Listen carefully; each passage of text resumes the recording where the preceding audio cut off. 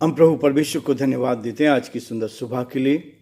परमेश्वर ने आज की सुंदर सुबह एक बार फिर से दी है।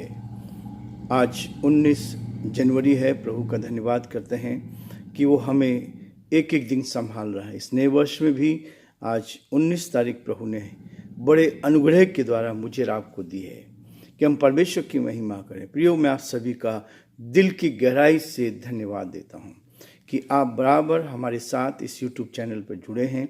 और परमेश्वर का धन्यवाद हो कि हर दिन परमेश्वर अपनी महिमा को प्रकट करता है। और जो सेवकाई हम यहाँ से जयपुर से कर रहे हैं, परमेश्वर उस पर बरकत दे रहा, आशीष दे रहा है। और सब तरह से हमने प्रभु की महिमा को देखा है। और यही होता है कि जिस किसी को हमने नहीं देखा, जिससे कभी हमारी मुलाकात नहीं हुई, जिनके कानों में ये वचन जा रहा है, परमेश्वर आशीष देने वाला है। परमेश्वर का हाथ हमारे साथ बहना। इसलिए प्रियो, मैं दिल की गहराई से आपको धन्यवाद देता हूँ कि आप हर कदम पर सहायता कर रहे हैं, मदद कर रहे हैं और आपका हाथ हमारे साथ है। परमेश्वर हर कदम पर हमारी मदद करता है ताकि हम एक दूसरे के साथ मिलकर इस पृथ्वी पर रहते हुए परमेश्वर की महिमा करते चले जाएं।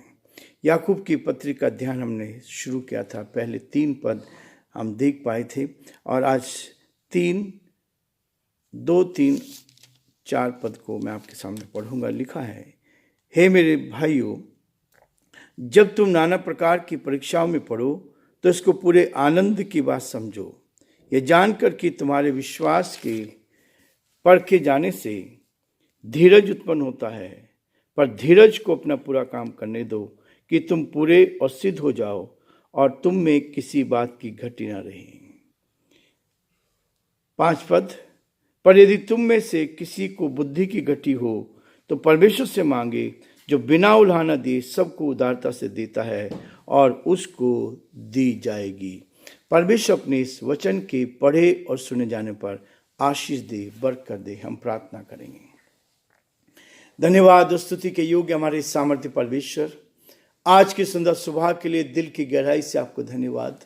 आपने संभाला, आपने मदद की, आज की सुबह देखने का मौका दिया, इसके लिए धन्यवाद। इस भोर के प्रकाश के लिए आपको धन्यवाद, आपकी सुरक्षा के लिए धन्यवाद। हम धन्यवाद देते हैं परमेश्वर कि आप हमारी मदद करते हैं और नई ताज प्रभु सुबह हमें देते हैं ताकि हम आपको धन्यवाद कर सकें, आपकी महिमा कर सकें। रात्रि के मीठे विश्राम के लिए धन्यवाद देते हैं। हमारी प्रार्थना, हमारी विनती प्रभु जी, आपका हाथ हमारे सभी श्रोताओं को के ऊपर, सारे भाई बहनों पर, उनके परिवार पर, बच्चों पर बनी रहे प्रभु जी। हम प्रार्थना करते हैं प्रभु, जिनको हम जानते नहीं जानते, जो इस आवाज़ को सुन रहे हैं, हम आपके से प्रार्थना करते हैं हर एक परिवार पर आपकी आशीष चाहते हैं। हर एक को अपने हाथों में ले, हर परेशानी से, कठिनाई से, दुख से, मुसीबत से बचाएं, हर बुराइयों से बचाएं, अपने प्रति विश्वास योग्य बनाएं, अंधकार की ताकत से बचाएं। आपका दया का हाथ चाहते हैं परमेश्वर। हमारे प्रदेश राजस्थान पर आपके अनुग्रह की दृष्टि चाहते हैं। इस प्रदेश पर दया कर, इस प्रदेश पर अनुग्रह कर, यहाँ के मुख्यमंत्री पर आपकी आशीष चाहते हैं।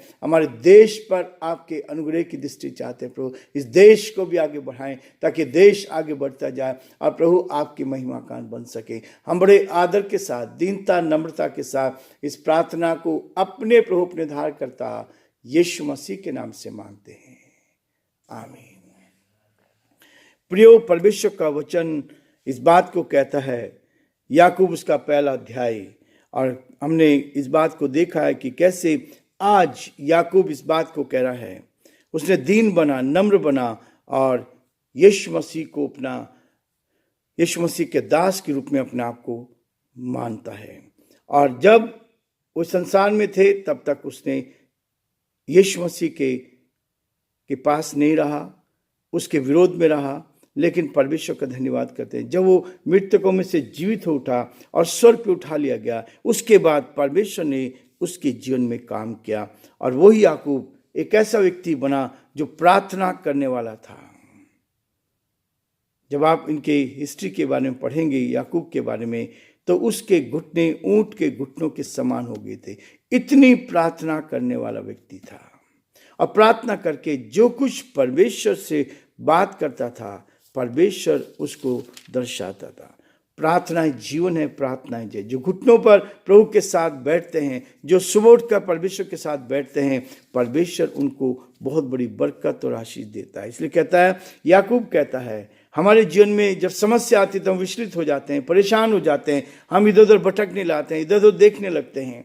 लेकिन प्रियो, परमेश्वर का वचन हमें ढाढ़स देता, हिम्मत देकर। जिन्होंने इस वचन को अपने हृदय में लिया, वो क्या करने लगे? वो परमेश्वर को धन्यवाद देने लगे, क्योंकि लिखा, हे मेरे भाइयों, याकूब इस बात को कहता है, हे मेरे भाइयों, जब तुम नाना प्रकार की परीक्षाओं में पड़ो, एक नहीं अनेक परीक्षा आपके सामने आती।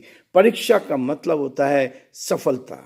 जब आप परीक्षा दे रहे हैं तब तकलीफ होती है, लेकिन परीक्षा यदि आपने सही तरीके से पास कर ली तो आपके पास आनंद है, खुशी है, शांति है, तसल्ली है। आप दूसरों को, अपने मित्रों को साथ लेकर क्या करते हैं? आनंद बनाते हैं, ताकि हम परमेश्वर की महिमा करें। और इसलिए प्रियो, परमेश्वर का वचन हमें इस बात के लिए प्रेरित करता है, यदि आप समस्या में हैं, परेशानी में हैं, कठिनाई में हैं, तो प्रियो कभी विचलित ना हो।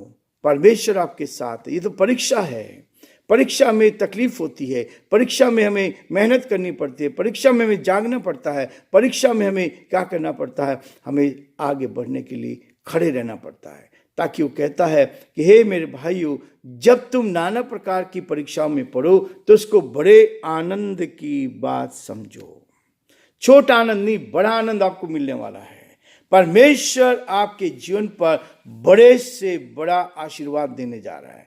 परमेश्वर आपके जीवन को आज के दिन में इस बात को दिखाना चाह रहा है कि परमेश्वर आपको उन बड़ी उत्तम से उत्तम आशीष से भरपूर करना चाहता है, ताकि आप देख पाए। परीक्षा आपने पास की, सफलता आपको मिली, और तब सफलता की तो आप अपने पड़ोसियों को बुलाते हैं, पड़ोसियों को मिठाई बांटते हैं, ताकि हम आनंदित हो। परमेश्वर हमारी मदद करने के लिए हर कदम पर तैयार है। इसलिए कहता है, ये जानकर कि तुम्हारे विश्वास के परखे जाने से, परमेश्वर हमें परख कर देखता है, परख कर देखता है कि हम कहाँ तक हैं, कितने स्थिर हैं, कितने मजबूत हैं, कितने कमजोर हैं। हाँ, वो सब कुछ देखना चाहता है। परमेश्वर कहता है, परखे जाने से तुम्हारा धीरज उत्पन्न होता है।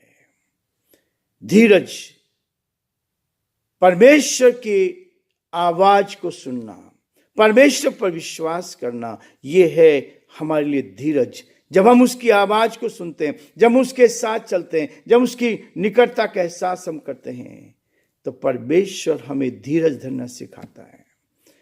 वो कहता है, इधर उधर मत ताक, क्योंकि मैं तेरा परमेश्वर। मत डर, क्योंकि मैं तेरा परमेश्वर हूं, मैं तेरी सहायता करूंगा।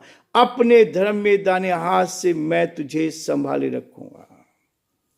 परमेश्वर मुझे और आपको प्रतिज्ञा दे रहा है कि धीरज के साथ हम उसकी बाट जोते रहें, धीरज के साथ उसकी बाट जोते रहें। धीरज हमारे जीवन में आना चाहिए। हम बहुत बार विचलित हो जाते हैं, बहुत बार परेशानी में आते हैं, लेकिन प्रियो, समस्या रहने का मतलब है कि आपके साथ एक आनंद आने वाला है, आपके पास एक बड़ा आनंद आने वाला है। वो आनंद की बाट जोते रहें, इधर उधर मत। हम इसके पास जाते हैं, उसके पास जाते हैं, इससे सहायता मांगते हैं, उससे। दुनिया के लोग कोई आपकी सहायता नहीं करेंगे। सहायता करेगा तो वो ईश्वर जिसने आपको बनाया है, वही आपकी मदद करेगा। और वही कह रहा है कि धीरज से क्या करना? धीरज उत्पन्न करना है अपने जीवन में। समस्या में, परेशानी में, कठिनाई में, आज संसार में दो ही चीजें हैं, या तो सुख है या दुख है। और परमेश्वर का वचन हमें इस बात के लिए कहता है, पर धीरज को अपना पूरा काम करने दो, ताकि तुम पूरे और सिद्ध हो जाओ। सिद्धता की ओर बढ़ना है तो धीरज को काम करने देना है। धीरज हमारे अंदर में रहना चाहिए। जो भी समस्या आती है उसको हमें अपने अंदर रखना है और अपने परमेश्वर से बात करनी है, अपने परमेश्वर से मांगना है। संसार के लोग हमें तुच्छ समझते हैं, संसार के लोग हमारी ओर नहीं देखेंगे, लेकिन प्रियो, आप यदि परमेश्वर की ओर देख रहे हैं, उस परम पिता परमेश्वर की ओर देख रहे हैं, तो वो आपकी हर समय मदद करने के लिए तैयार रहता है। और इसलिए कहता है, पर धीरज को अपना पूरा काम करने दो कि तुम पूरे और सिद्ध हो जाओ और तुम में किसी बात की घटी न रहे। परमेश्वर समस्या आने देता है, परेशानी आने देता है, कठिनाई आने देता है, और उसमें भी परमेश्वर आपको इस्तेमाल करना चाहता है ताकि आप धीरज से उसकी बात जोते जाएं और आप एक ऐसे व्यक्ति बन जाएं कि आप में किसी बात की घटी ना हो। ईमानदार बने, प्रभु के साथ चलें, प्रभु की निकटता में चलें, ईमानदारी का जीवन जिए, विश्वास योग्यता का जीवन जिए, और तब आप देखेंगे कि परमेश्वर आपके साथ होगा। परमेश्वर आपके साथ होगा। इसलिए प्रियो, समस्या आना बहुत अच्छी बात होती है, परेशानी आना बहुत अच्छी। कई बार हम निराश हो जाते हैं, टूट जाते हैं और गलत कदम उठाने लगते हैं, लेकिन नहीं, परमेश्वर का वचन इस बात को कहता है। मुझे बार बार इस बात का, जब समस्या आती है तो हम उसका सलूशन ढूंढते हैं। कैसे होगा, हम अपनी बुद्धि से नहीं कर सकते, लेकिन प्रियो, परमेश्वर का वचन मुझे और आपको इसी बात के लिए प्रेरित करता है ताकि हम सही रास्ते पर आकर सही तरीके का परमेश्वर के ऊपर भरोसा रखते हुए हम जीवन में उन्नति करते चले जाएं। और यही है मेरे आपके लिए वो सबसे अच्छी बात है कि जब आप परमेश्वर के ऊपर विचार करेंगे, जब समस्या आती तो हम देखने लगते हैं कि हम किससे सहायता मांगे, कौन हमारी मदद करेगा, लेकिन वचन आपको सिखा देता है। वचन में लिखा है, पहला कुरिन्थियों 6 अध्याय में, मैं बार बार इस बात को देखता हूं, परमेश्वर मुझे इतना धीरज देता है ताकि हम उसकी महिमा। कहता है, क्या तुम नहीं जानते कि यह हियाव है कि अब दूसरों पर जब दूसरों के साथ झगड़ा हो तो फैसले के लिए अधर्मियों के पास जाएं और पवित्र लोगों के पास ना जाएं। हम कहाँ जाएं? हम संसार के लोग की ओर नहीं है, हम कोर्ट की ओर जाते हैं। परमेश्वर इसके लिए मना करता है। किसके पास? परमेश्वर कहता है, तुम क्या करते हो? हम संसार की बातों में लिप्त हो, जैसे संसार करता है वैसे हम करने लगता है। कहता है 7 पद में, परंतु सचमुच तुम में बड़ा दोष तो यह है कि आपस में मुकदमा करते हो, अन्याय क्यों नहीं सह लेते, अपनी हानि क्यों नहीं सहते।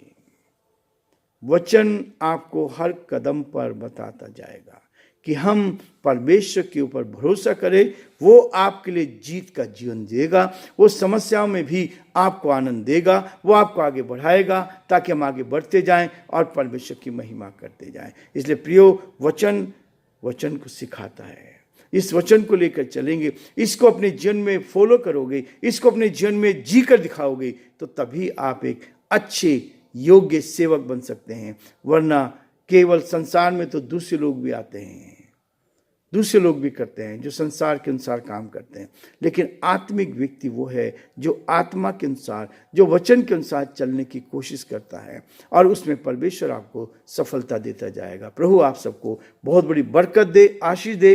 परमेश्वर का हाथ आप पर, आपके पूरे परिवार पर बना रहे।